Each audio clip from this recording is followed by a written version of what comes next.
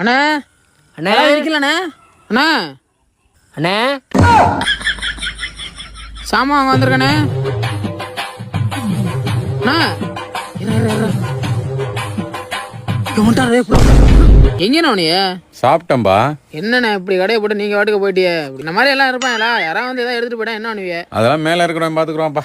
யானே சும்மா அவர்கிட்ட சேர்த்து நீ பாதி பேர் கலாண்டு தின்னுட்டுக்கிறாங்க, அவங்களே கண்டுக்க மாட்டேங்கிற. நம்மளால எங்கன்னு பாப்பாரு. நான் அவரை சொல்லலப்பா, இந்த இவரை சொன்னப்பா.